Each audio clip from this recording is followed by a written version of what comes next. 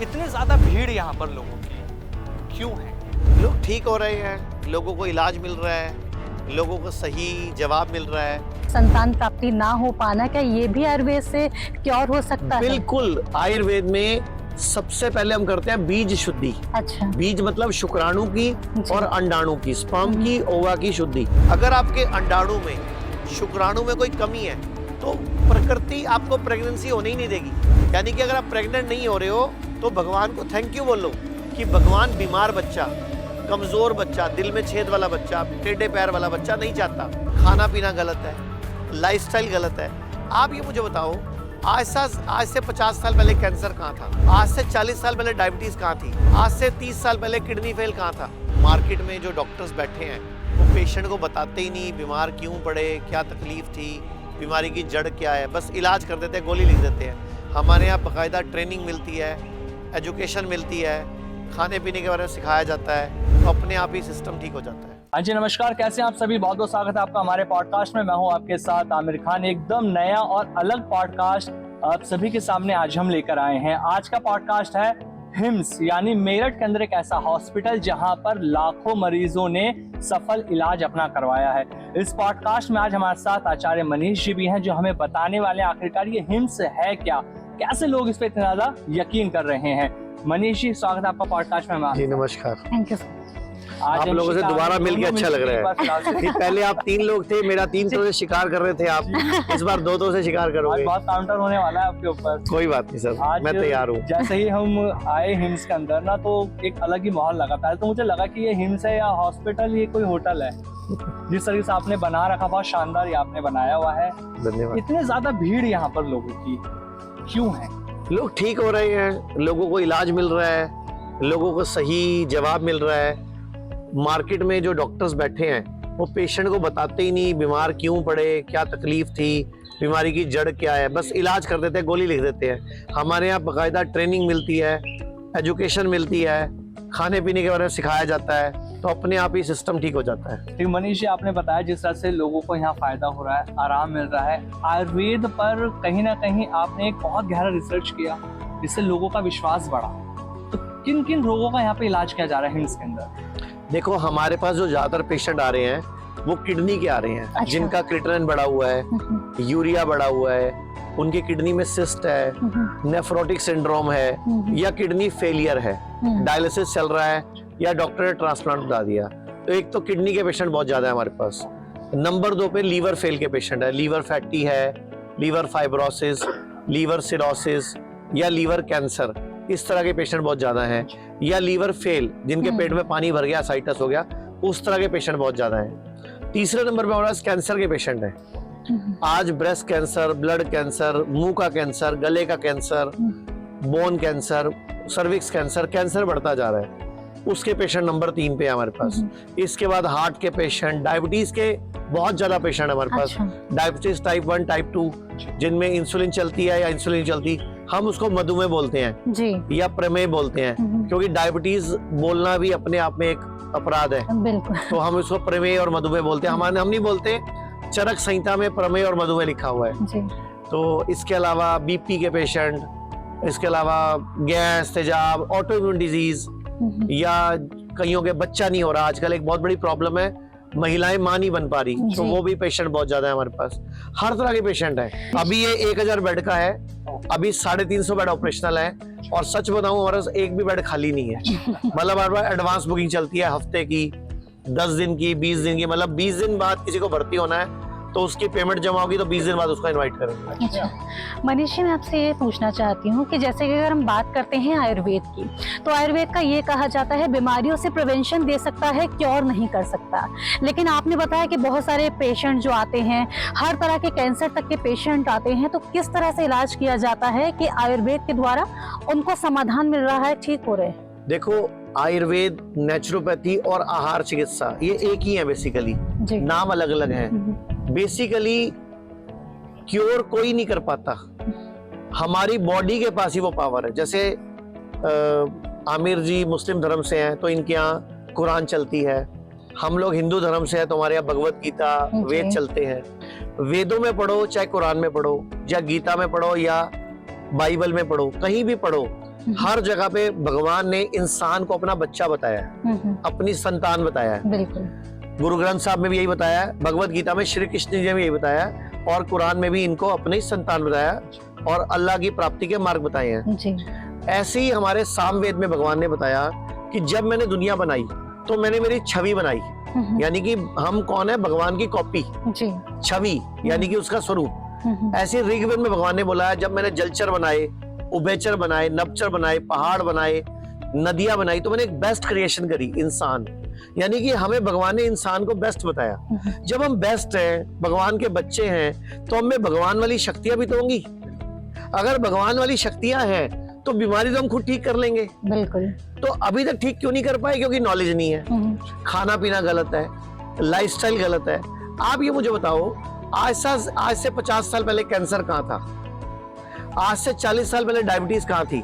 आज से 30 साल पहले किडनी फेल कहाँ था? आज से 60 साल पहले बच्चे नहीं होना, रेयर किसी गांव में कोई एक महिला होती थी जिसको बांझ बोलते थे, जिसके बच्चा वो भी 12 साल तक मां ना बने तो उसको बांझ बोलते थे। आज 1 साल तक मां ना बने तो बोलते हैं आईवीएफ कराने आ जाओ।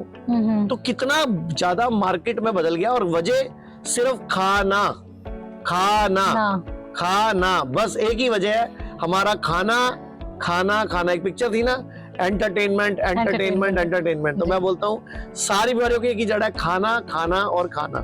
क्या ये निसंतान जो परेशानी है, संतान प्राप्ति ना हो पाना, क्या ये भी आयुर्वेद से क्योर हो सकता है? बिल्कुल। आयुर्वेद में सबसे पहले हम करते हैं बीज शुद्धि। अच्छा। बीज मतलब शुक्राणु की और अंडाणु की, स्पर्म की, ओवा की शुद्धि, उसको बोलते हैं बीज शुद्धि।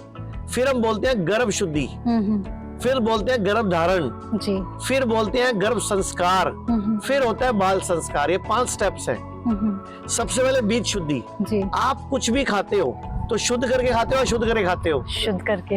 हमारी बॉडी बहुत इंटेलिजेंट है। ये जो बांझपन है या बच्चा नहीं होना, ये कोई बीमारी नहीं है। भगवान तब तक बच्चा पैदा नहीं करने देता जब तक बच्चा स्वस्थ ना हो।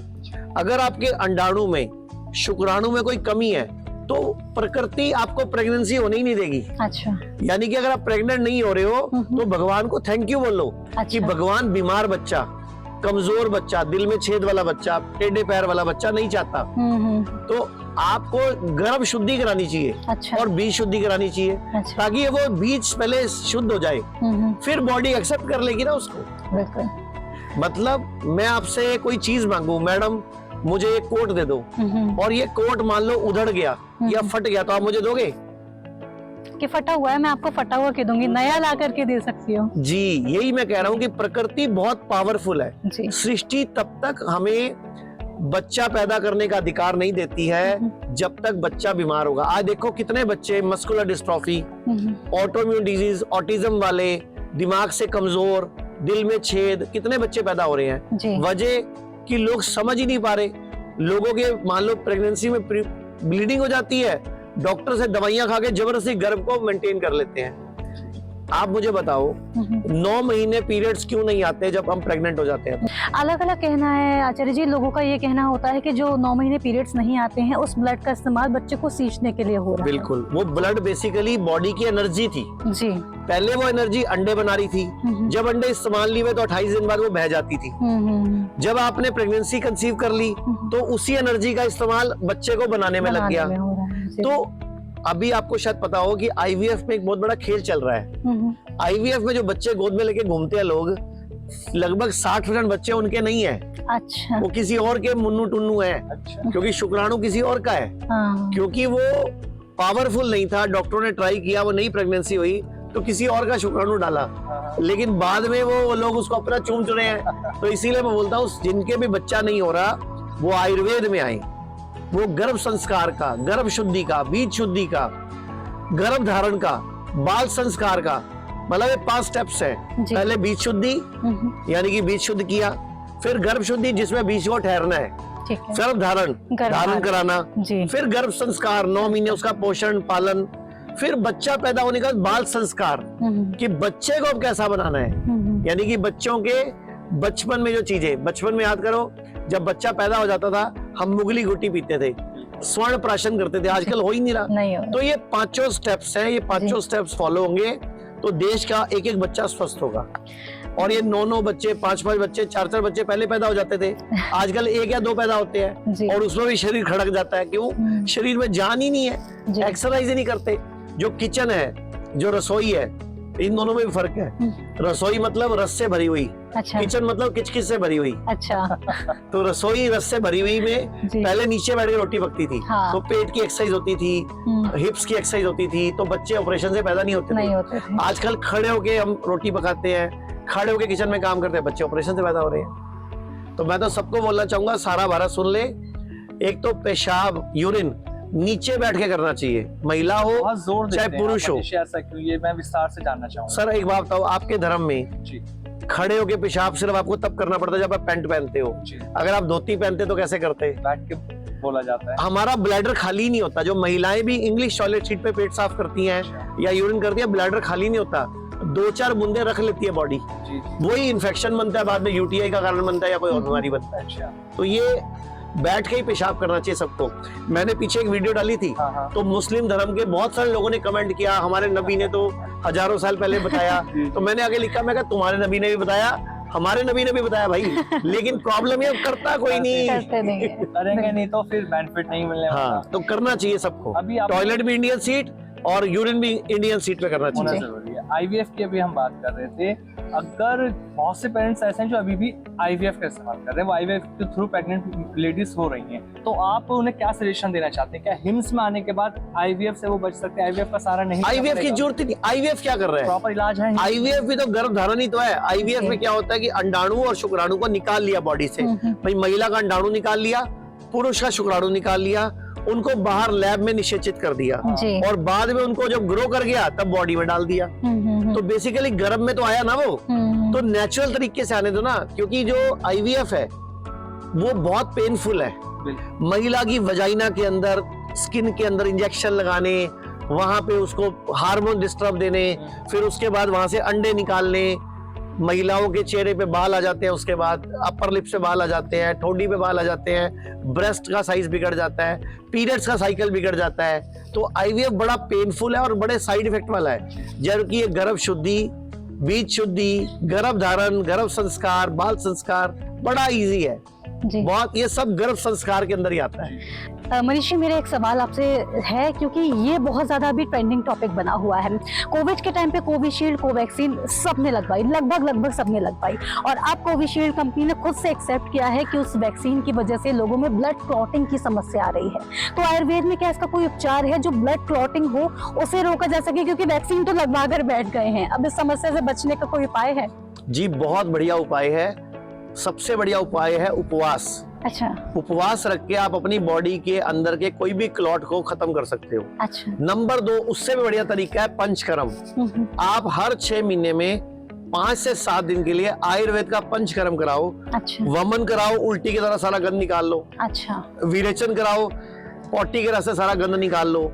शमन कराओ, शोधन कराओ। शमन मतलब अंदर ही रोगों को खत्म करना। अच्छा। शोधन मतलब पसीने के दौरान निकालना। स्वेदन भी पसीने के दौरान निकालना, वस्ती के दौरान निकालना। तो मतलब बॉडी से गंदगी निकाल लो। आयुर्वेद का एक सूत्र है, सर्वेषाणाम रोगाणाम निदानम कुपिता मला, कि कोई भी रोग बॉडी में कुपित मल होंगे तो ही आएगा। अच्छा। तो बॉडी की गंदगी निकाल लो, सारे रोग ठीक हो जाएंगे। अच्छा, बहुत तो अच्छा उपाय आपने बता दिया। पंचकर्म करा लो मैडम, आपने भी अगर वैक्सीन लगवाई तो डरो मत, पंचकर्म करा लो किसी भी पंचकर्म सेंटर से। लोगों के बीच में दिल्ली में हमारे 15 पंचकर्म सेंटर हैं, जी। लखनऊ में हमारा 100 बेड का हॉस्पिटल है, मुंबई में 150 बेड का हॉस्पिटल है, यहाँ आप जहाँ बैठे हो मेरठ वाला 1000 बेड का हॉस्पिटल है, अभी 350 ऑपरेशनल है, चंडीगढ़ में 100 बेड का, इसके अलावा 30 और हॉस्पिटल है, सब हॉस्पिटल में पंचकर्म होता है। सर, इसकी फीस वगैरह कितनी रहती होगी? एक आइडिया मिल जाए व्यूअर्स को, जिससे कि पता रहे कि अगर हम पंचकर्म कराने जा रहे हैं तो इतना सा अमाउंट पे करना। जितने का आमिर ने कोट पैंट पहना ना, इससे सस्ते में हम 3 दिन का इलाज कर देते हैं। अच्छा। मतलब कोई भी व्यक्ति इसको करवा बहुत सकता सस्ता है। कम से अच्छा। कम। मतलब इतना सस्ता है आप सोच भी नहीं सकते। मतलब आयुर्वेद बहुत सस्ता है, लेकिन लोगों ने उसकी वैल्यू नहीं करी। जी जी। तो मुझे लगता है शायद महंगा बेचना चाहिए तो वैल्यू करेंगे। मनीष जी, जिस तरह से हम अभी आईवीएफ के बारे में लगातार बात कर रहे हैं कि हिम्स में किस तरह से इसका इलाज मुमकिन है और लोग जो आईवीएफ करा रहे हैं वो छोड़कर आयुर्वेद की तरफ आए, तो कहीं ना कहीं आईवीएफ वाले नाराजगी भी तो जता सकते हैं कि किस तरह से आप लोगों को कह रहे हैं कि आईवीएफ गलत है, मत कराओ, आप हिम्स में आओ। नहीं, बेसिकली मैं बोलता हूँ किसी की शादी को 1 साल हो गया बच्चा नहीं होना, तो ये बोलना कि अगर आपकी शादी को 1 साल हो गया बच्चा नहीं हो रहा आ जाओ, जबकि पहले ये नियम 12 साल का था कि 12 साल तक बच्चा नहीं होना तो जाके आईवीएफ के लिए या गर्भ संस्कार के लिए बोला जाता था, तो बांझ बोला जाता था 12 साल बाद भी।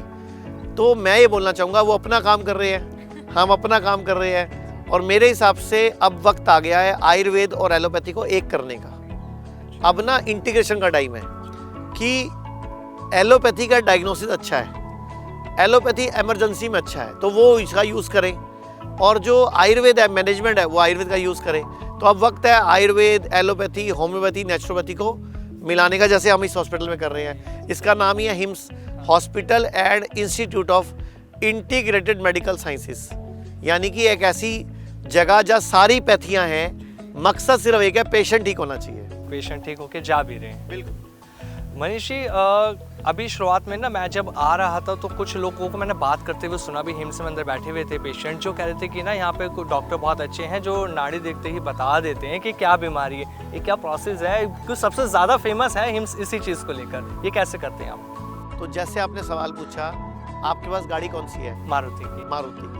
अगर आप गाड़ी को लेकर मिस्त्री के पास जाओ और मिस्त्री उसको स्टार्ट करने के आइडिया से बोनट के बाहर से चेक करके बताए कि इसके कार्बोरेटर में कचरा है, और एक वो मिस्त्री जो पूरा खोल खाल के उसके अंजर पंजर निकाल के बताए कार्बोरेटर में कचरा है, आप कौन से मिस्त्री को अच्छा पहले बोलोगे? वाले के पास आऊँगा। वो मिस्त्री क्यों बता पा रहा है कि कार्बोरेटर में कचरा बिना खोला खाले के, एक्सपीरियंस के आधार पे। ऐसे आयुर्वेद में जब डॉक्टर लोग डिग्री लेते हैं 5.5 साल की, तो इनको ट्रेनिंग दी जाती है।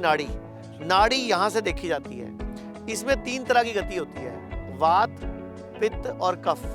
इन तीनों तरह की गति के आधार पे हम बीमारी का वर्गीकरण करते हैं। वात मतलब ऐसे रोग जो वायु से संबंधित है, पित्त मतलब ऐसे रोग जिसमें लीवर है या बॉडी में गर्मी है, उस तरह के रोग। कफ मतलब ऐसे रोग जिसमें लंग्स में कोई बलगम जम रही है, छींकें आ रही हैं, या हमारी बॉडी में कोई गंदगी आ रही है, वो सब तरह के रोग। तो जिस तरह का भी रोग हो, वर्गीकरण हो, उस तरह से हमें ये काम करना पड़ता है। तो आयुर्वेद वात पित्त कफ के आधार पर बीमारियों का वर्गीकरण करके बीमारी की जड़ को पहचान लेता है। मनीष, अभी हिम्स बहुत बड़ा है, तो क्यों ना आज आप हमें हिम्स दिखाएं और बताएं कि आखिर एक्चुअल में हिम्स में प्रॉपर कहाँ पे किस तरह का इलाज हो रहा है। बिल्कुल, आप जैसे कहोगे, जोन से एरिया में कहोगे, काफ़ी बड़ा है, 25 एकड़ का है, आप जिधर कहोगे वो उधर ले चलता हूँ आपको दिखाने के लिए। चलिए आज हिम्स घूमते हैं आज आपके साथ। मनीष, अब हिम्स घूमना है आपके साथ, अंशिका और मैं आज आपके साथ घूमने वाले हैं हिम्स में। तो मेरा ना अगला सवाल आपसे यही है कि ये कहा जाता है कि आयुर्वेद में घासों पर चलने से ना बहुत सारी बीमारियां ठीक होती हैं, तो हिम्स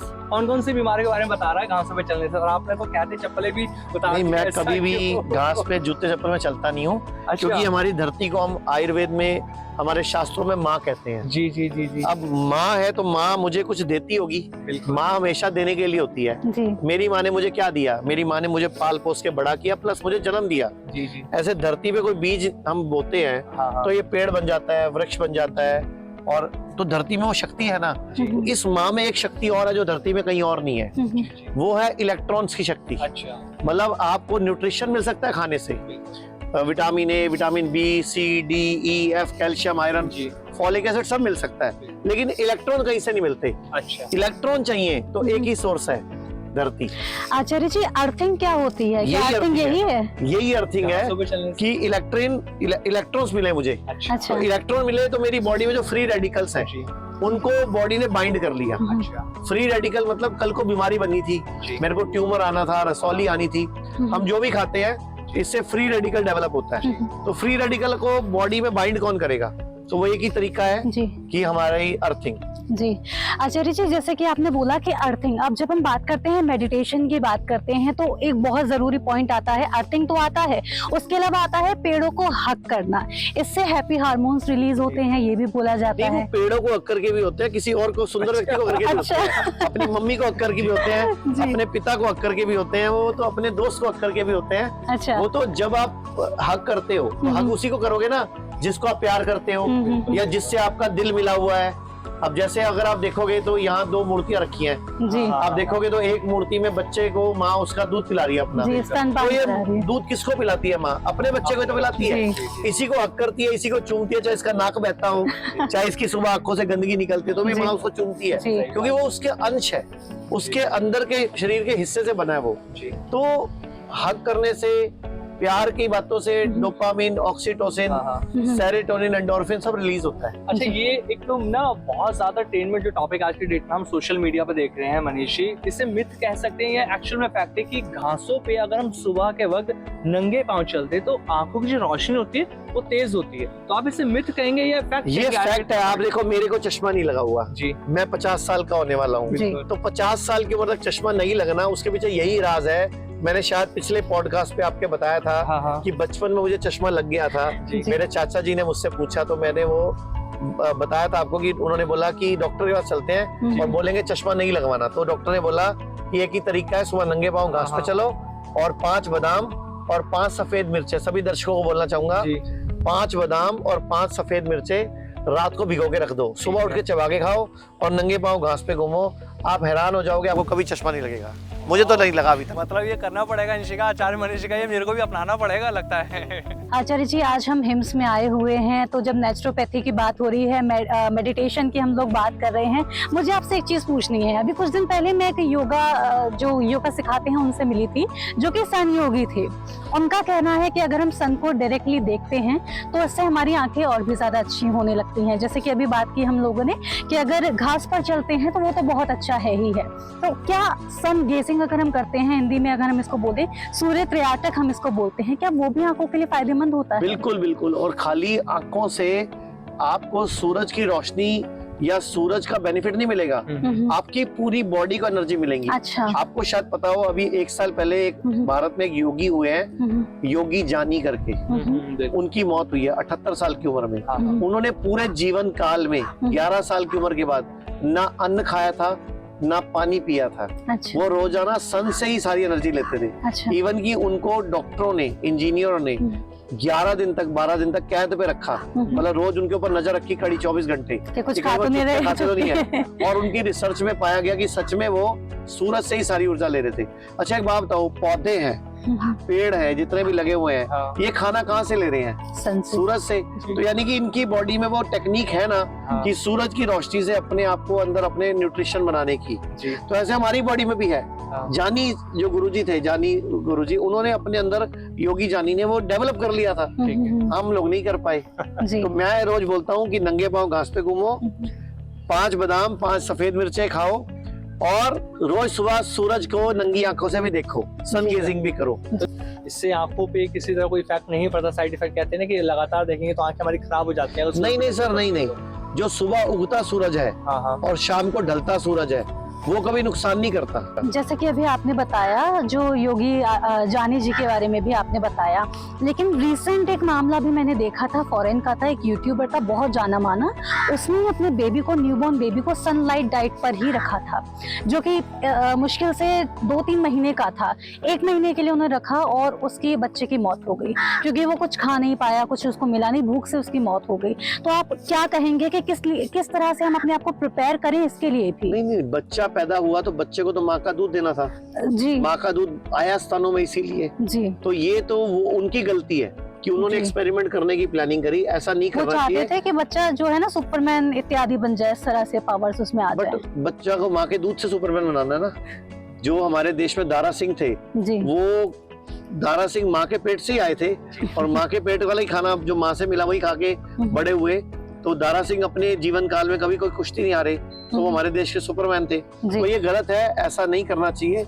इस तरह के नियम अगर आप अपनाएंगे तो बहुत गलत होना है। क्योंकि आचार्य जी थोड़ा सा प्रिपेयर होना चाहिए, क्योंकि नवजात शिशु है, उसके लिए हम ऐसा ना करें, खुद को थोड़ा सा अगर हम करना चाहते हैं तो वो प्रिपेयर करके गलत करें। जो किया, जिसने भी किया वो गलत किया, वो ठीक नहीं है, ना साइंटिफिकली, ना मैं उस व्यक्ति को सही कहूंगा, ना उसके इस तरीके को सही कहूंगा। बिल्कुल, हिम्स में हम लगातार बड़ी बड़ी गंभीर बीमारियों के बारे में बात करें, कैसे आप उनका इलाज प्रॉपर ढंग से कर पा रहे हैं। अभी कैंसर को लेकर भी हम चर्चा कर रहे थे, दोबारा मैं कैंसर पर ही आऊंगा। एक बहुत बड़ा टॉपिक जो आज की डेट में आता है वो ये है कि कीमोथेरेपी, बहुत ज्यादा तकलीफ होती है जब भी कोई कीमो कराता है, तो क्या हिम्स में कीमोथेरेपी से आप बचा सकते हैं? और लगातार कोई जैसे कीमोथेरेपी वीकली भी कोई ले रहा है, कोई 15 दिन में, कोई 20 दिन में होता है, तो क्या उससे छुटकारा मिल सकता है हिम्स में आने के बाद? देखो, पहली बात तो कीमोथेरेपी है क्या, हमें ये समझना पड़ेगा। बिल्कुल। कीमोथेरेपी का जनक कौन है, कुछ आइडिया आपको? नहीं, ये मैं आपसे जानना कीमोथेरेपी का जनक है हिटलर, चाहूंगा। अच्छा, जो जर्मनी के युद्ध के टाइम पे जो सेकंड वर्ल्ड वॉर हुआ था, जी तो हिटलर ने कीमोथेरेपी का जो आविष्कार किया था, वो कैदियों का गैस चैम्बर बना के उसको मारने का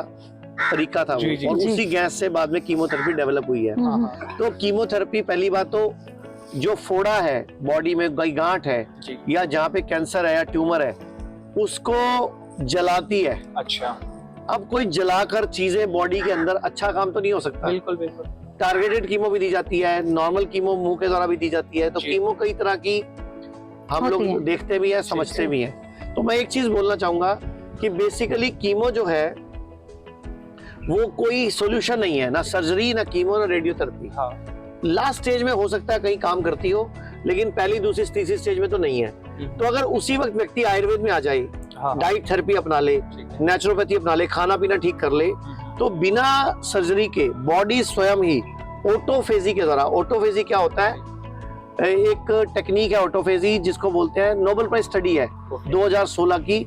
योशी और योसुमी एक साइंटिस्ट थे, ठीक है, जो जापानी साइंटिस्ट थे, उन्होंने ये इन्वेंशन की, उनको नोबेल प्राइज मिला है कि बॉडी के जो सेल्स हैं, जब ऑटोफेजी मींस इंटरमीडिएट फास्टिंग हम करते हैं, यानी कि जी। 15 घंटे, 16 घंटे या 14 घंटे हम नहीं खाते हैं, फास्ट करते हैं, तो बॉडी के अच्छे सेल्स बुरे सेल्स को खुद ही हरा देते हैं, अच्छा, मार देते हैं। तो कीमो, कैंसर को तो बॉडी स्वयं खत्म कर सकती है, कोई फास्टिंग के प्रॉब्लम नहीं है फास्टिंग के द्वारा। आयुर्वेद कहता भी है, लंघन परम औषधम, उपवास ही परम औषधि है। मैंने ना आपकी एक वीडियो देखी, बहुत ज़्यादा वायरल भी होती है।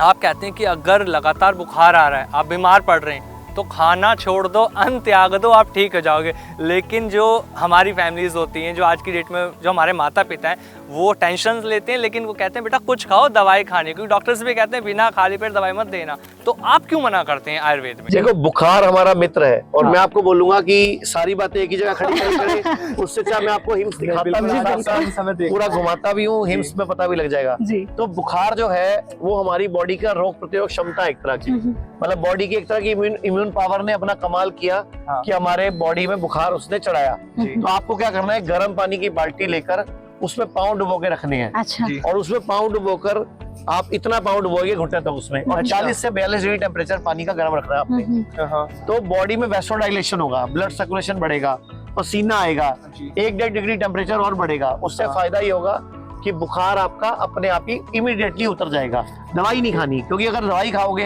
हाँ। तो दुनिया की सबसे खराब गोली बुखार की गोली है। मतलब kidney fail, liver fail, last time cancer, आपने बताया था। हाँ, दुनिया की सबसे खराब गोली का खिताब अगर मिला है तो बुखार की गोली को मिला है।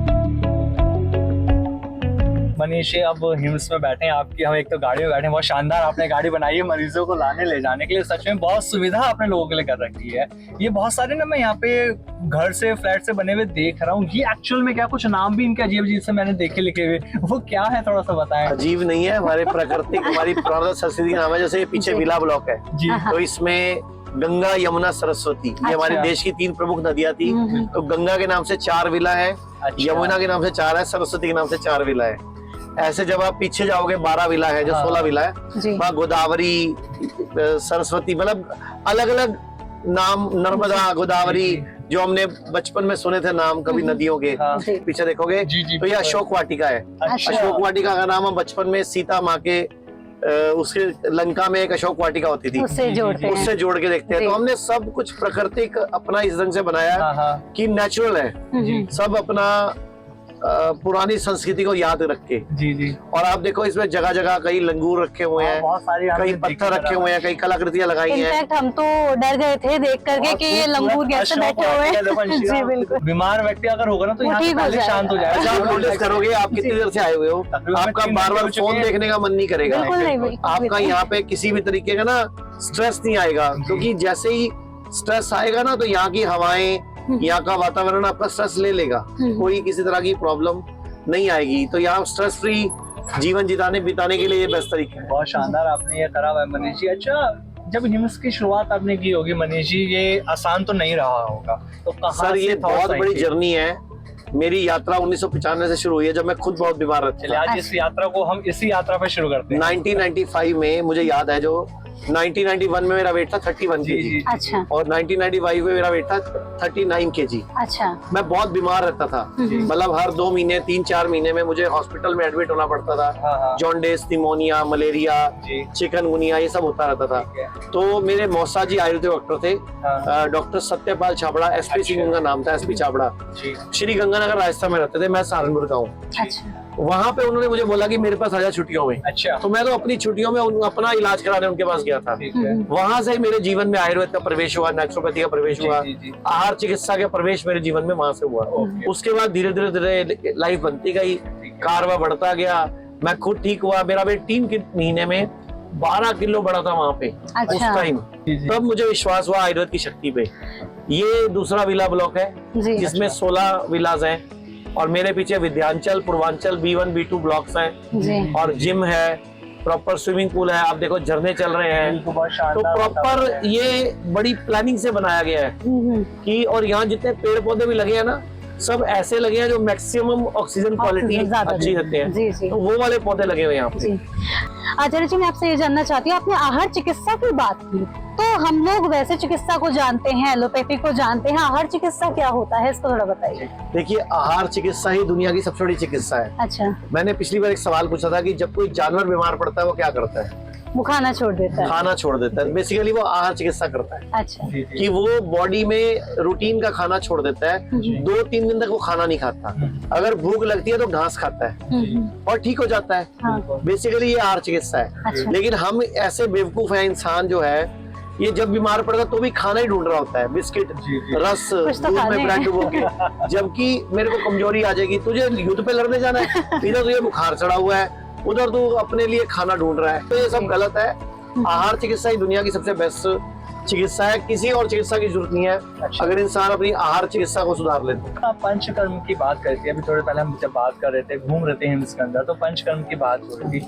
एक्चुअल में पंचकर्म हमारे लिए क्यों जरूरी है और हिम्स के अंदर पंचकर्म किस तरह से किया जा रहा है? देखो, पंचकर्म बेसिकली हमारी अपनी बॉडी का डिटॉक्सिफिकेशन करना है, बॉडी की शुद्धि करना है, शरीर की गंदगी निकालना है। जब हम शरीर की गंदगी निकालते हैं, डिटॉक्सिफिकेशन करते हैं, तो बॉडी के दोष निकलते हैं। बॉडी के अंदर के बड़े हुए जो हमारे दोष है, जैसे हमारे Detox। जैसे हाँ, डिटॉक्स करना बॉडी को, शरीर की शुद्धि करना है, तो ये जी। सब संभव है इसी पंचकर्म चिकित्सा के माध्यम से। अच्छा। क्योंकि पूरे एशिया का सबसे बड़ा इंटीग्रेटेड हॉस्पिटल आज तक कोई और तो है नहीं, यही है। जी जी ऋषि, मैं आपसे ये जानना चाहूंगी, जैसे कि हम देख रहे हैं बहुत सारे पेशेंट्स के लिए आपने रहने की व्यवस्था तो कर रखी है, इतने सारे लोग आपके पास आते हैं, क्या प्रोसीजर रहता है? कोई नया व्यक्ति जब आएगा तो उसका इलाज कैसे शुरू होगा, ये सब आपसे जानेंगे। आइए चलते हुए इसको जानते हैं। तो सबसे पहले जब भी कोई पेशेंट आता है जी तो हमारे यहाँ उसकी फाइल बनती है अच्छा और उसका नाड़ी चेक होता है, उसकी जीभ चेक होती है, उसकी धड़न चेक होती है, उसकी आंखें चेक होती हैं, नाभि चेक बोलते हैं धड़न चेक को। चेकअप के बाद हम पूरा डिसाइड करते हैं उसकी बीमारी की जड़ क्या है, अच्छा बीमारी की वजह क्या है। जी फिर हम बीमारी की वजह पे काम करते हैं, मतलब हम बीमारी पे काम नहीं करते, बीमारी की वजह वजह पे, पर जड़ पे काम करते जी। हैं। अब जैसे ये पेड़ है, जी मान लो या कोई और पेड़ है, अब इस पेड़ को अगर हमने काट दिया जी तो थोड़े टाइम बाद दोबारा इससे पत्ते निकल आएंगे। जी। लेकिन अगर मैं इसको जड़ से उखाड़ दूंगा तो कुछ तो नहीं दोबारा होगा। पत्ते नहीं आएंगे। इसीलिए कैंसर में, किडनी फेल में, लीवर फेल में हम लोग सबसे ज्यादा प्रभावी हैं। अच्छा पूरे इंडिया में सबसे अच्छे रिजल्ट हमारे आयुर्वेद सेंटर के हैं, बिकॉज हम लोग बीमारी नहीं पे नहीं काम करते, बीमारी की जड़ पे काम जड़ पे काम करते हैं, जो कि आयुर्वेद का मूल है। मूल सिद्धांत है। जी आचार्य मनीष जी, मैंने आपकी जो वीडियोस देखी ना, बहुत सारी वीडियोस में आप ना गर्म थेरेपी वाला जो पानी है उसके अंदर लोगों को लिटा देते हैं टब के अंदर, वो क्या है एक्चुअल में? वो क्या सच में बीमारियों को खत्म कर रहा है ये थेरेपी? देखो, पहली बात तो आप गर्म पानी में लिटाते नहीं, हम बिठाते हैं। अच्छा वो बिठाने का लॉजिक क्या है, उसके वजह साइंस क्या है। जी जब भी हम गर्म पानी में बैठते हैं जी तो हम पर एक दबाव पड़ता है, पोस्चरल थेरेपी बोलते हैं उसको। अच्छा जैसे अभी हम पे हवा का दबाव है, हाँ जब हम पानी के अंदर बैठे होंगे तो पानी का दबाव भी आ जाएगा जी और हवा का दबाव भी आ जाएगा। और मैं चाहूंगा 1 मिनट मैं इसका आंसर दूं, इससे पहले एक बार आप पीछे ना पूरा दिखा दो। ये हमारा B1 ब्लॉक है जी जिसको विध्यांचल बोलते हैं। अच्छा। जी वो सामने B2 ब्लॉक है, उसको जी। पूर्वांचल बोलते जी। हैं। उधर 52 कमरे हैं, इधर 74 कमरे हैं ओके, ओके। और ये सारे इस टाइम हाउसफुल है। मतलब हमारे पास किसी भी कमरे में एक भी पेशेंट की सीट खाली नहीं है। बुकिंग फुल है। हाँ, मतलब हमारे पास अगले 20 दिन तक की एडवांस बुकिंग अच्छा। है। जी, जी। तो ऐसे ये है, ऐसी चंडीगढ़, लखनऊ, मुंबई सब जगह हाउसफुल है। अच्छा, अच्छा। वजह हम नहीं चाहते हाउसफुल रहे। भरोसा लोगों एक्चुअल में क्या होता है, लोगों के पास चारा नहीं बचा, क्योंकि कहीं इलाज मिल ही नहीं रहा। हाँ, हाँ। सब जगह लूट चल रही है। जी आप लोग हेल्थ इंश्योरेंस दिखाते हैं, डॉक्टर उनके गलत स्टंट डाल देते हैं, जी। गलत इलाज कर देते हैं, तो वो भुगतान ही करना पड़ता है। बिल्कुल। गर्म पानी में बैठते हैं ना जब हम, हाँ तो हमारी बॉडी में हीट शॉक प्रोटीन पैदा होता है। जी हीट शॉक प्रोटीन डेवलप होता है। अच्छा। हीट शॉक प्रोटीन ना, जो किडनी मर चुकी है, वीक हो गई है, उसको वापस रिजनरेट करने का, रिपेयर करने का काम करता है। और बॉडी में कई तरह के प्रोटीन्स हैं, और हमारी बॉडी में जो सेल की बिल्डिंग का काम है प्रोटीन करते हैं। बिल्कुल। ऐसे ही अगर आप ठंडे पानी में बैठते तो कोल्ड शॉक प्रोटीन पैदा होता, अच्छा। हीट में बैठे तो हीट शॉक प्रोटीन पैदा हुआ। जी, जी, जी। इन दोनों में basically- अंतर क्या हो गया आचार्य जी? रिपेयरिंग के काम है। अच्छा। एक किडनी के नेफ्रॉन्स को रिपेयर करेगा, तो एक किडनी के सेल्स को रिपेयर करेगा। अच्छा। तो दोनों काम रिपेयरिंग का ही करेंगे। अच्छा, एक जगह ना मैंने देखा था, अभी कुछ पेशेंट घूम रहे थे, वो पानी में चलने के लिए, कि ठंडा और गर्म पानी रहता है उसमें चलने के लिए, तो उससे चलने से क्या फायदा होता है? वो रिफ्लेक्सोलॉजी ट्रैक है बेसिकली, हमारी बॉडी का रिफ्लेक्स सेक्शन है वो। जी रिफ्लेक्सोलॉजी ट्रैक के द्वारा हम क्या करते हैं, उसमें गर्म पानी एक्यूप्रेशर के द्वारा अच्छा। बॉडी के अंदर के अंगों को स्टिमुलेट करते हैं। अच्छा। अगर आप देखोगे यहाँ पे, तो मैं आपको दिखाता हूँ, जी बिल्कुल। यहाँ पे नवग्रह वाटिका है, मतलब अच्छा। 9 के 9 ग्रह जो हमारे हैं,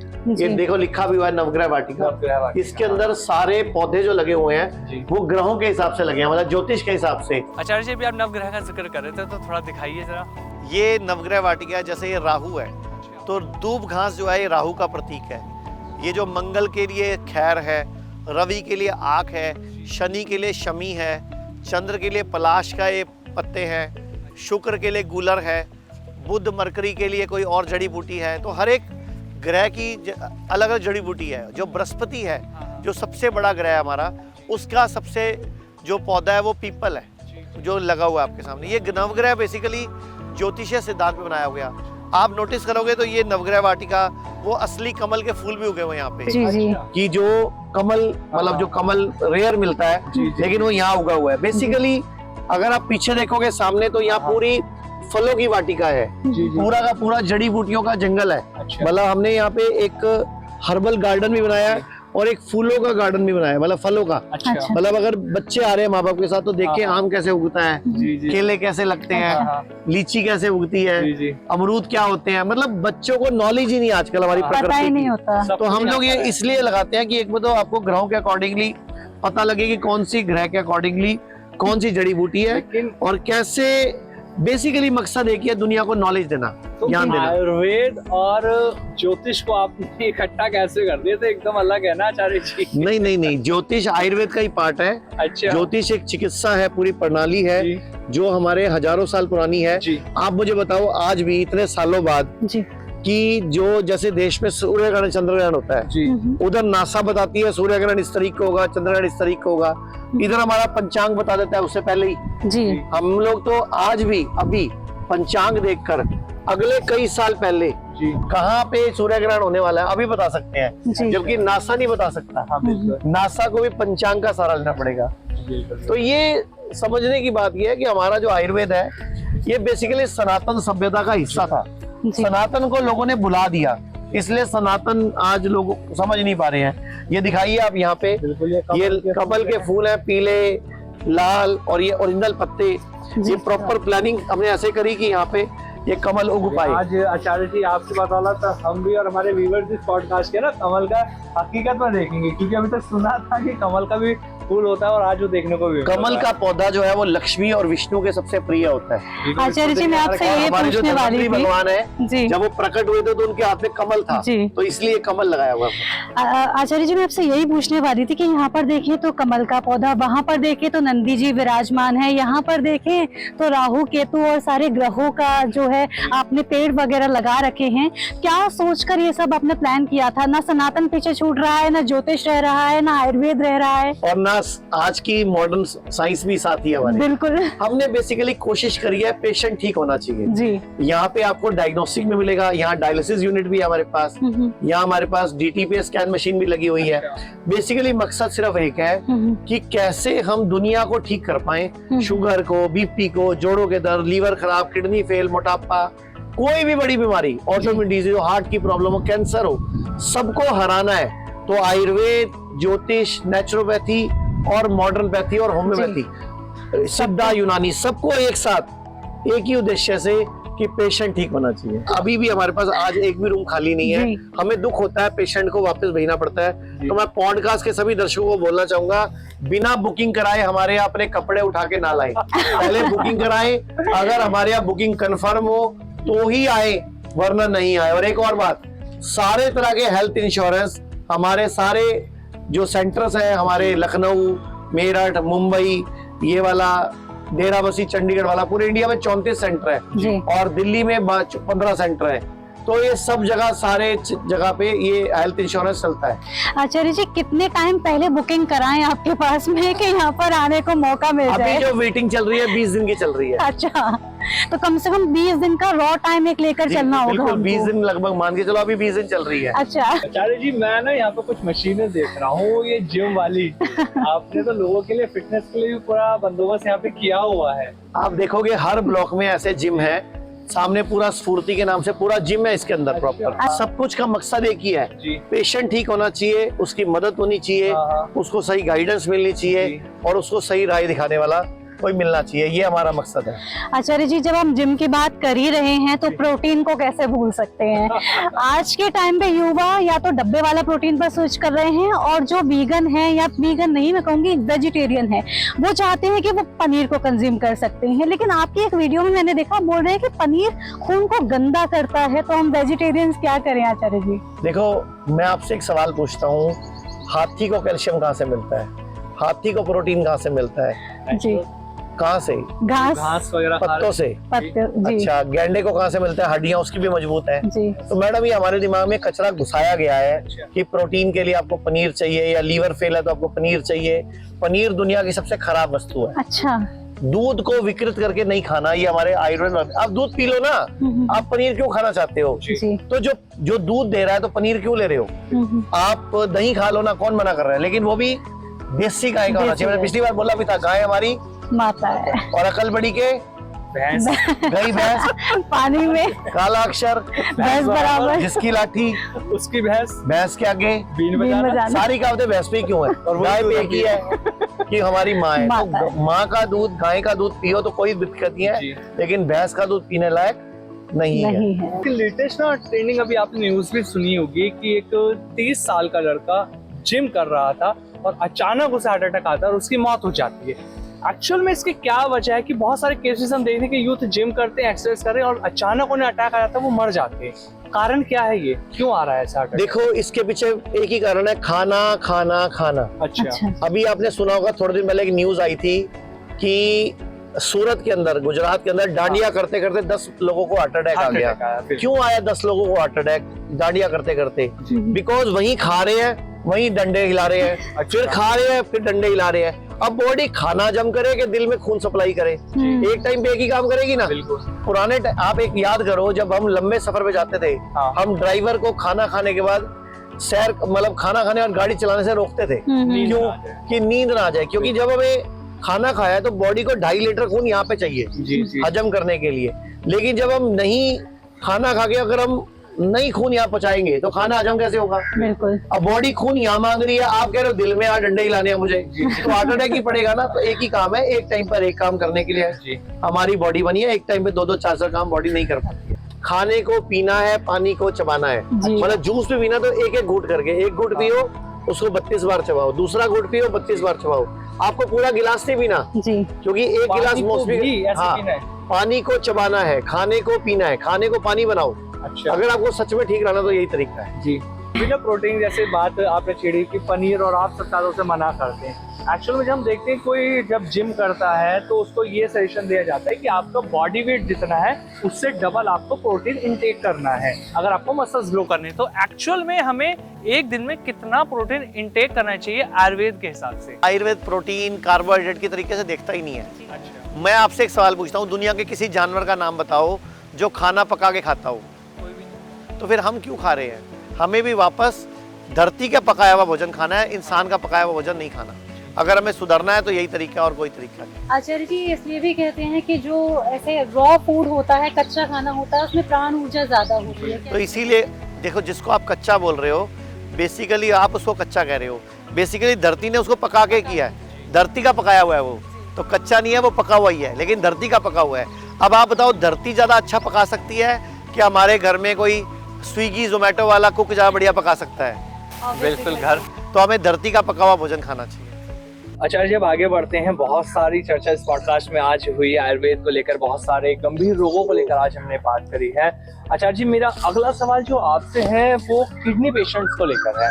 आमतौर पर आज की डेट में जो किडनी रोगी है ना, वो एक तो खुद परेशान है क्योंकि इतना गंभीर रोग उन्हें हो जाता है, दूसरा उन्हें डॉक्टर डरा देते हैं कि आपको अगर किडनी में प्रॉब्लम आ चुकी है तो डायलिसिस आपको कराना पड़ेगा। किडनी के नाम पर मैं सीधे तौर पे कहूँ तो आज के डेट में पेशेंटों को डराया जा रहा है। तो क्या सच में जरूरी है डायलिसिस किडनी के लिए?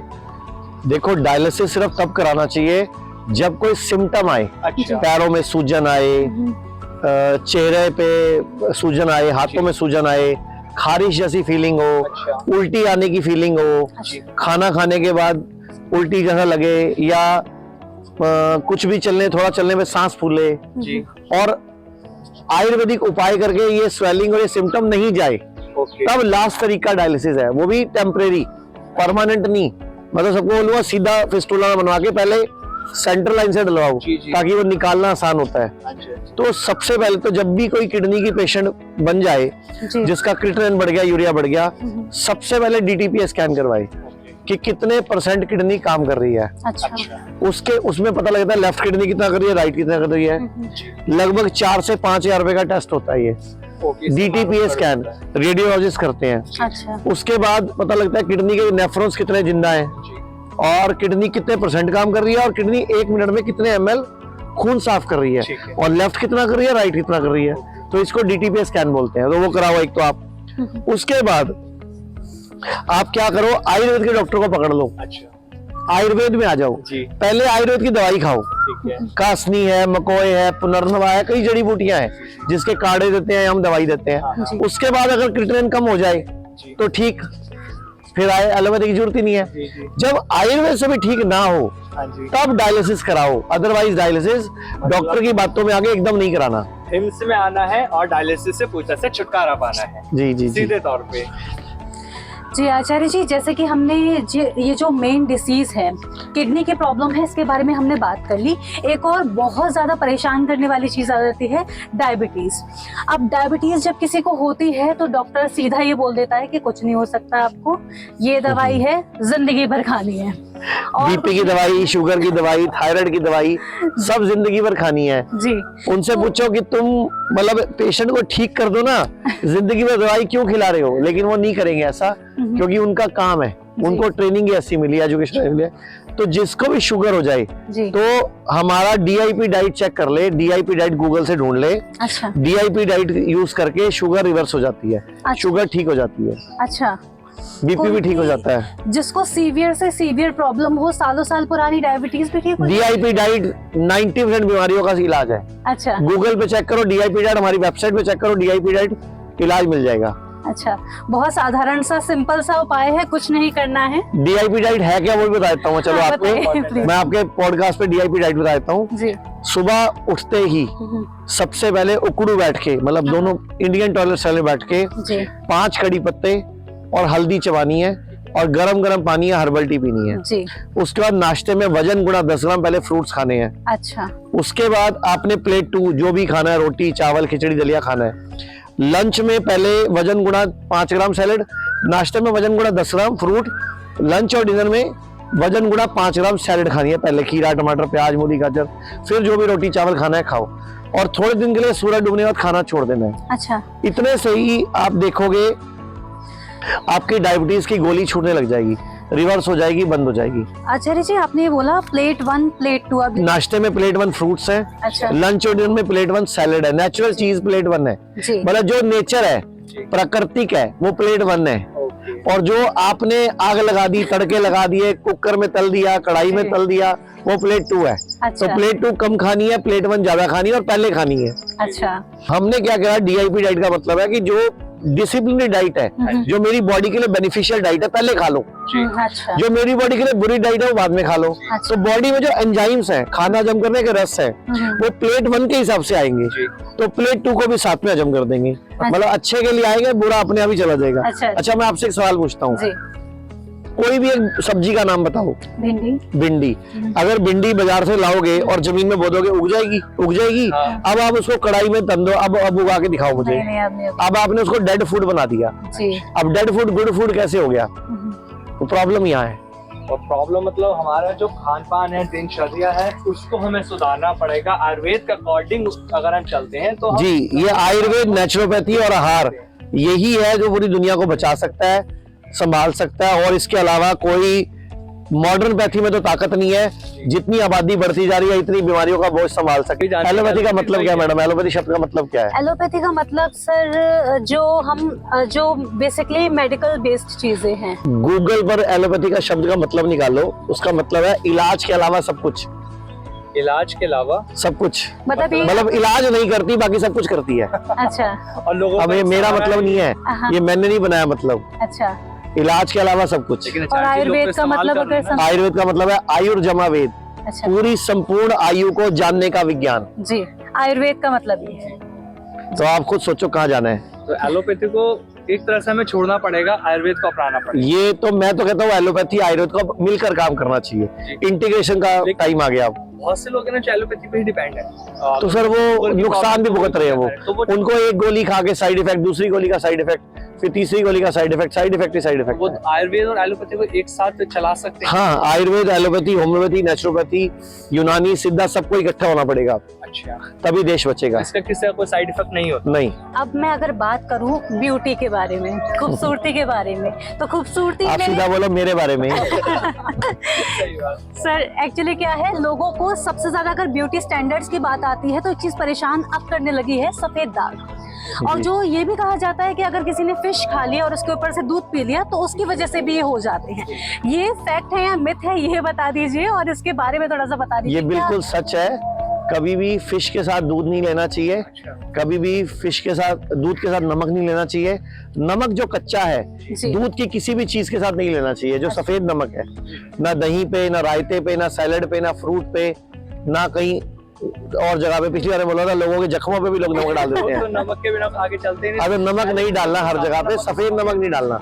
अच्छा। सेंधा नमक खाओ, समुद्री नमक खाओ, काला नमक खाओ, कोई दिक्कत नहीं है। लेकिन एक चीज मैं कहना चाहूंगी कि जितना खाना आप बनवा रहे हैं लोगों के लिए, 700-750 लोगों के लिए, खाना जिस तरह से बन रहा है बहुत ही सात्विक, बहुत ही अच्छा खाना बन रहा है। मंत्रों के साथ बनता है। मंत्रों के साथ भगवान का पाठ करते हैं, मंत्र से भगवान से प्रार्थना करते हैं कि ये अन्न जिसके पेट में जाए, जिसके शरीर की शुद्धा शांत करे, उसके बीमारियों को भी हर ले। ऐसा हम भगवान से प्रार्थना करके हमारे जो कुक है वो इस तरह खाना पकाते हैं। आचार्य जी, क्योंकि हमने भी जब खाना खाया तो हमको खुद से अंदर से बिल्कुल बिल्कुल आप जैसे मम्मी के हाथ का खाना खाते हो ना, मम्मी प्यार से बनाती है, और अब वही खाना स्विगी से मंगाओ, जोमेटो से मंगाओ, तो वो स्वाद नहीं आता, बिकॉज वो फीलिंग नहीं बनती। वो मंत्रों का पावर है और हमारी फीलिंग अच्छी है, हमारा उद्देश्य अच्छा है। आचार्य जी, जिस तरह से आपने हिम्स को बनाया, आज हम मेरठ में हैं, आपके दिल्ली एनसीआर में भी है, इसके बाद पंजाब में भी आपने कई जगह बना रखे हैं। जिस तरह से इतनी उपलब्धि आपको मिली हिम्स के साथ, तो आगे आप फ्यूचर में खुद को कहाँ देखते हैं हिम्स के साथ? मैं चाहता हूँ किसी को किसी भी हॉस्पिटल में जाना ही ना पड़े। मैंने अब मिशन बना दिया लाइफ में कि सब व्यक्तियों को उनका डॉक्टर खुद बना देंगे। उनको इतना तगड़ा ट्रेनिंग दे देंगे खाने की, पीने की। उसके लिए हमने अभी एक हिम्स मेडिकल एकेडमी की शुरुआत की है। अच्छा। हिम्स मेडिकल एकेडमी, जिसमें डिग्री कोर्स भी है 5 साल का डॉक्टर वाला, BNYS, प्लस एक आम आदमी के लिए 3 महीने का ऑनलाइन कोर्स भी है। अपना डॉक्टर खुद बने। उस कोर्स की खासियत क्या है कि अगर वो कोर्स आप कर लोगे तो आपको किसी भी हॉस्पिटल में कहीं भी जाना ही नहीं पड़ेगा। आपको नॉलेज, ट्रेनिंग उसी कोर्स में मिल जाएगी सारी। खुद ही अपने बीमारी को ठीक कर लेंगे होने से पहले। बिल्कुल बिल्कुल बिल्कुल। पाइल्स, जिसे हम बवासीर कहते हैं, ये रोग लगातार बढ़ रहा है। पहले ही होता था कि एज में जाके अधिकतर लोगों में देखते थे, जो बड़े बुजुर्ग हो जाते थे, पाइल्स की प्रॉब्लम उनमें होती थी। बट आज की डेट में हम यूथ को भी देखते हैं कि 25 प्लस या 20 की एज में भी पाइल्स की प्रॉब्लम हो जाती है। तो इसके पीछे कारण क्या है? सूरज डूबने के बाद खाना खाना, फाइबर युक्त खाना नहीं खाना, कम मतलब अच्छा खाना कम खाना, और बुरा खाने की मात्रा ज्यादा। मतलब जैसे फाइबर है, फ्रूट है, सैलेड है, ये 70% ऑफ द फुल फूड होना चाहिए। लेकिन लोग सलाद को 2-4 खीरे, एक आधा टमाटर खाने को सलाद मानते हैं, जी। एक केला खा ले सोचते हैं फ्रूट पूरा हो गया, और रोटियां 8 खा जाते हैं, सब्जी की कटोरी आधी खाते हैं। मतलब पिज़्ज़ा, न्यूट्रिशन मोमोज भी। पूरा नहीं मिलता। रोटी जो खाना कुक हो गया जी। उसका न्यूट्रिशन पक गया, उसका न्यूट्रिशन कम हो गया, तो ये प्रॉब्लम आती है। तो यहाँ पाइल्स का ऑपरेशन ये के बिना ठीक कर सकते हैं? ऑपरेशन हाँ, हमारे यहाँ ऑपरेशन की सुविधा है, हमारे यहाँ ऑपरेशन थिएटर है। ऐसा ऑपरेशन के हम खिलाफ नहीं है, जी। लेकिन आयुर्वेद में भी ऑपरेशन होते हैं, पाइल्स, फिशर, फिस्टुला, जी। लेकिन वो जरूरत पड़ने पे जैसी जिसकी जरूरत हो उसके हिसाब से। उसके साथ जी आचार्य जी, क्या योगा सबके लिए जरूरी है? योगा सबके लिए जरूरी है, जैसे ब्रश करना सबके लिए जरूरी है, अच्छा, नहाना सबके लिए जरूरी है, ऐसे योगा सबके लिए जरूरी है। तो जो बिगनर है कहाँ से शुरू करे? कपालभाति है, अनुलोम विलोम है, मल आसन है, आपका मंडूक आसन है, वज्रासन है, ये 4-5 आसन भी कर लेंगे तो बहुत बड़ी बीमारियों से बच जाएंगे। और मेडिटेशन के बारे में आपका क्या कहना मेडिटेशन दुनिया को करनी आती नहीं है, है? अच्छा, ध्यान लगाना। तो मैं बोलता हूँ मेडिटेशन का सूत्र क्या है कि आप सिर्फ अपनी ब्रीद इन ब्रीद आउट पे ध्यान लगाओ। अच्छा, मतलब आप सिर्फ सांस लेने और सांस छोड़ने पर ध्यान लगाओ, और कुछ मत करो। उसी से आप हैरान हो जाओगे कि आपका ध्यान लग जाएगा। अच्छा, और ध्यान लगना मतलब अपने चक्रों को जागृत करना। जी। जैसे यहाँ हमारा आज्ञा चक्र है, यहाँ सहस्रार है, रीढ़ में सबसे नीचे मूलाधार है, ज्यादा है। यहाँ अनाहत चक्र है, हार्ट चक्र है, मणिपुर चक्र है, स्वादिष्टान चक्र है। तो चक्रों पे ध्यान। इंद्रधनुष आप बचपन में याद किया होगा, VIBGYOR, violet, indigo, blue, green, yellow, orange. तो वॉयलेट, इंडिगो, येलो, ऑरेंज और रेड, तो 7 चक्र है। वही विबग्योर है, वही इंद्रधनुष है, वही शक्तियां है, वही पावर है। जी। तो सारी सृष्टि यही है। बहुत महत्वपूर्ण क्वेश्चन है इस पॉडकास्ट का। आयुर्वेद में भी आपने भी कुछ न्यूज़ेस सुनी होंगी, आपके पास भी कोई जानकारी होगी इस बारे में। एक बहुत बड़ी कंपनी है जो आयुर्वेद के बहुत सारे प्रोडक्ट बनाती हैं, दवाइयाँ बनाती हैं, जो ये गारंटीड कहते हैं कि हम प्रॉपर इलाज आयुर्वेद के माध्यम से करते हैं। बट उनके कुछ प्रोडक्ट ऐसे हैं जो पूरी तरह से फेल पाए गए कि ये प्रोडक्ट कारगर साबित नहीं है, आपकी सेहत के लिए नुकसानदायक है। तो आप इस पे क्या कहना चाहते हैं? क्योंकि आयुर्वेद तो एक तरफ ये कहता है कि आपकी बीमारी को ठीक किया जाएगा, और दूसरी तरफ वही प्रोडक्ट फेल हो रहे हैं। आयुर्वेद खाली एक प्रोडक्ट नहीं है, जी आयुर्वेद एक संपूर्ण विज्ञान है। जी प्रोडक्ट उसका एक पार्ट है। जी। तो प्रोडक्ट एक्चुअल में प्रोडक्ट फेल नहीं पाए गए। लोग कहना नहीं मानते, लोग सोचते हैं गोली खाई अब मुझे परहेज नहीं करना, मैं समोसे भी खाऊंगा, मैं चाउमीन भी खाऊंगा, मैं चिप्स भी खाऊंगा, मैं दूध वाली चाय भी पीऊंगा, मैं रात को 2 बजे उठ के दिल्ली से चंडीगढ़ जाते टाइम जो ढाबे आते हैं वहां के परोठे भी खाऊंगा, तो फिर वो बीमारियां ठीक नहीं होती। तो दवाई के साथ ना पूरा परहेज, खाने पीने का ध्यान, ये सब कुछ रखना पड़ेगा तो ही काम चलेगा। क्योंकि बहुत से लोग कहते हैं ना कि क्या हुआ, और मैं उनको गलत नहीं मानता।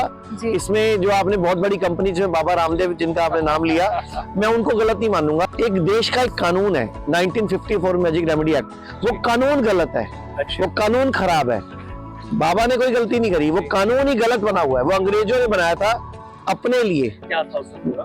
1940 में अंग्रेजों ने कानून बनाया था ड्रग एक्ट करके। जी जी 1954 में वही एक्ट रिपीट हो गया। उसके एक्ट का मतलब ये है, उस वक्त अंग्रेजों का राज था, आयुर्वेद को दबा दिया था उन्होंने 1895 में एपिडेमिक एक्ट बना के। तो अंग्रेजों का कानून, जो अंग्रेजों का मकसद था वो ये था कि आयुर्वेद तरक्की ना कर पाए, आयुर्वेद आगे ना बढ़ पाए, इसके लिए एक ऐसा कानून बना दो, आयुर्वेद वालों को जेल कर दो, अच्छा, सजा दे दो, फांसी दे दो उनको, और एलोपैथी को प्रमोट कर दो। जी। तो एलोपैथी में किसी बीमारी का इलाज है ही नहीं। मैंने पहले बताया एलोपैथी का मतलब क्या है, इलाज के अलावा सब कुछ। सब कुछ तो उसके अंदर इलाज था नहीं, तो उन्होंने वो सारी बीमारियां लिख दी जो आयुर्वेद से ठीक हो सकती थी। हाँ हाँ अब वो ठीक हो नहीं सकती तो उन्होंने लिख दिया कि कोई भी नहीं बोल सकता ठीक हो सकती है। अच्छा। तो उसमें शुगर भी लिख दी, आंखों का रोग भी लिख दिया, लीवर भी लिख दिया, किडनी भी लिख दिया। जब सब कुछ ही लिख दिया तो हम ठीक क्या करें?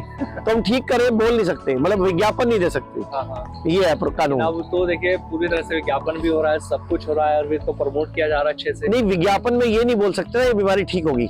विज्ञापन में आप बीमारी का नाम लिख दो, नीचे लिख दो आहार द्वारा आपको ज्ञान दिया जाएगा, तो लिख सकते हो। लेकिन अगर आपने लिख दिया ठीक हो सकता है, क्योर हो सकता है, तो आप पे केस दर्ज हो जाएगा।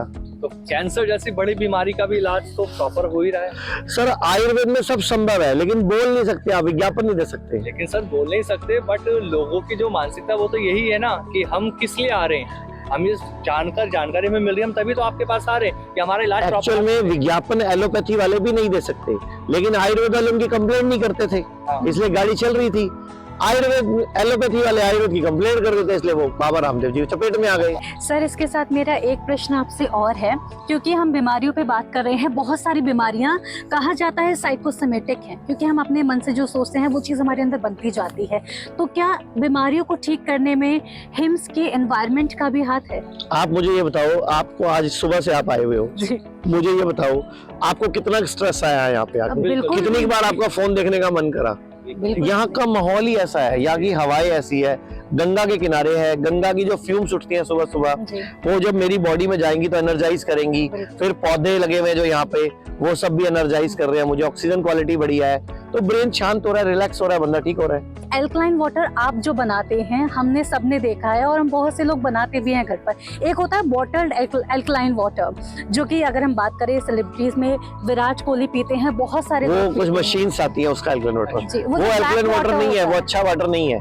अच्छा उसमें ऑरेकल वैल्यू भी नहीं है, उसमें ऑरेक वैल्यू भी नहीं है, ओके। उसमें एनर्जी भी नहीं है।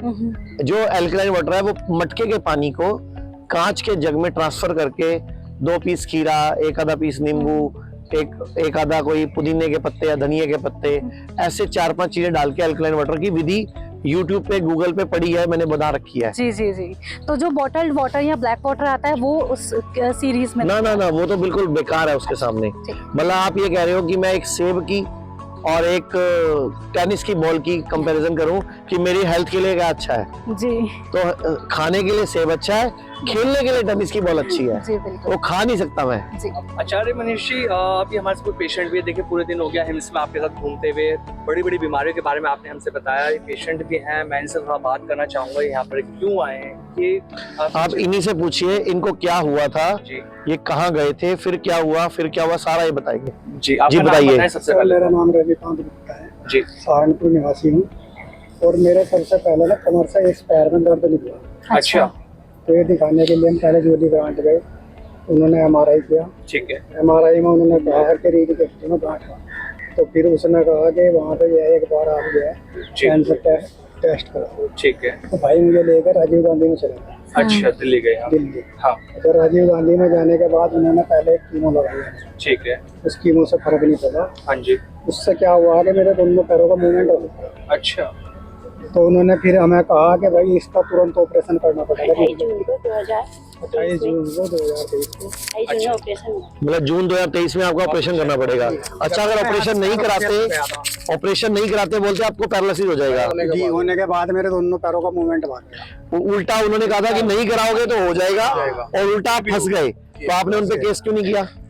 वो तो मानते ही नहीं इस बात को कि हाँ भाई तो उनके पास तो चल के गए थे ना। चल के गया था, तो पूरा ट्रीटमेंट होगा आपके पास, जो पूरा उससे पहले आपने ट्रीटमेंट करा। था। ऑपरेशन के बाद इनका मूवमेंट आ गई थी, पैरों में चलने लगे थे। उनको कहा है कि 2 जगह रेडिएशन होनी है। अच्छा तो यहाँ 2 जगह रेडिएशन ऑपरेशन करा था ना उन्होंने। रेडिएशन उन्होंने एक जगह दी है। ठीक तो मेरे है। भैया गए कि सर आपको 2 जगह रेडिएशन के लिए बोला है हाँ कि जी। डॉक्टर आप हो मैं हूँ।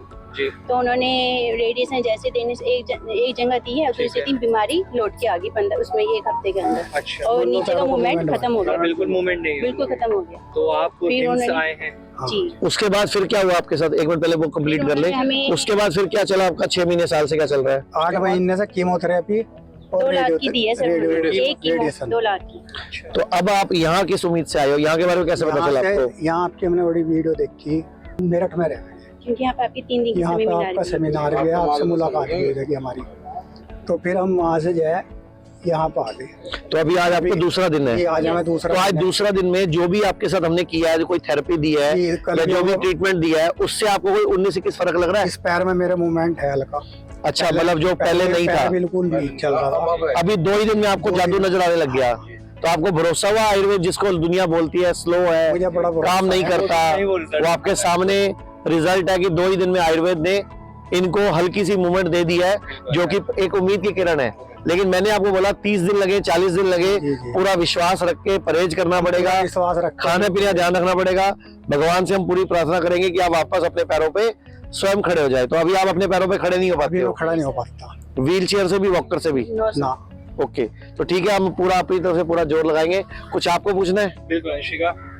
बिल्कुल, मैं तो बस अब ये कहना चाहूंगी सर कि बड़ी मुश्किलों से यहाँ तक पहुँचे हैं, हिम्स तक पहुँचे हैं, और जैसे कि अभी 2 ही दिन हुए हैं इनको आए और मूवमेंट फील हो रही है। मुझे लगता है कि ये बहुत बड़ा एक इंस्पिरेशन लोगों के लिए साबित होंगे, जो लोगों को लगता है जैसे कि आपने बोला आयुर्वेद स्लो है, काम नहीं करता, तो आप एक बार उनके लिए क्या बोलना चाहेंगे कि अगर 2 दिन पूरे देश के लोगों को क्या बोलना चाहोगे जो आपको देख रहे हैं? मैं सबसे कहना चाहूँगा कि आयुर्वेद की शरण में आवे और यहाँ पे बहुत अच्छा ट्रीटमेंट हो रहा है।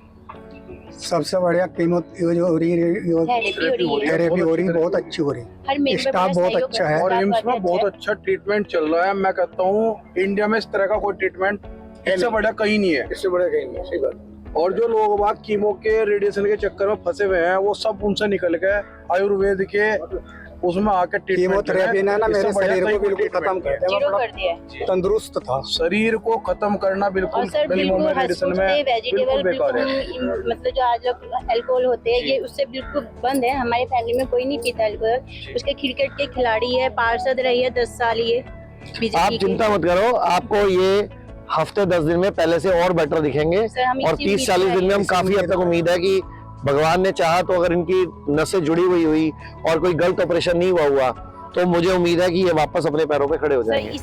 इसी जगह हम आपसे दोबारा इसी बात करेंगे। ठीक है जी, कि हमारा धन्यवाद। बिल्कुल ठीक हो गया है। Thank you, और thank you, आपके thank you। सहयोग से जितने भी मरीज हैं उनकी हर गंभीर बीमारी का इलाज यहाँ पर हो रहा है।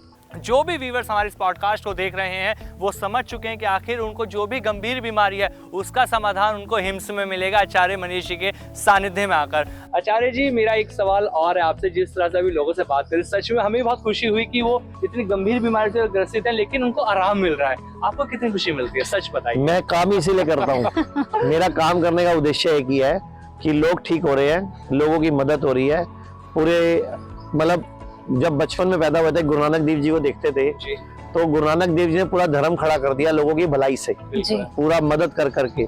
तो क्यों ना हम उनके पद चिन्हों पे चल के दुनिया की मददगार करने वाले बन जाएं, इससे बड़ी बात नहीं हो सकती। बिल्कुल। तो मुझे नहीं लगता है आपको अपने लिए पर्सनली वक्त मिलता होगा यहाँ के अलावा। नहीं, मैं बहुत फ्री रहता हूँ, मैं खुश रहता हूँ, हमेशा हंसता रहता हूँ। और मेरे मन में एक ही बात रहती है कि दुनिया ठीक हो रही है तो मैं ठीक हो रहा हूँ। मतलब मैं खुद ठीक रहूंगा, दुनिया ठीक होती जाएगी तो मुझे दुआएं मिलेंगी, उससे मेरी गाड़ी चल जाएगी। मनीष जी, आपकी फैमिली के बारे में कुछ जानना चाहेंगे, क्योंकि अभी तक हम बहुत कुछ जान चुके हैं आपके बारे में, हिम्स के बारे में, जो आपके उद्देश्य हैं उनके बारे में, थोड़ा अपनी फैमिली के बारे में। मेरी फैमिली में मेरी वाइफ है, 2 बच्चे हैं, मम्मी है। अच्छा। और मम्मी मतलब छोटा भाई मम्मी के साथ रहता है, वो लुधियाना रहता है, मैं चंडीगढ़ रहता हूँ। अच्छा। बिटिया मेरी लॉ कर रही है, LLB फाइनल ईयर की स्टूडेंट है, और बेटा मेरा +2 में है। जी। वाइफ मेरे बिजनेस में मेरी हेल्प करती है। जी। इस बिजनेस क्या मतलब ये इस सेवा वाले काम में मेरी मदद करती है। सर, कभी ऐसा नहीं होता कि आप इन सब चीजों में ज्यादा उलझ जाते हो, बिजी हो जाते हो, जैसे कि लगातार मरीज आपसे तो बात करना ही चाहते हैं, सब कोई आपसे बात करना चाहता है, कभी ऐसा हुआ है कि उनके लिए टाइम नहीं मिला हो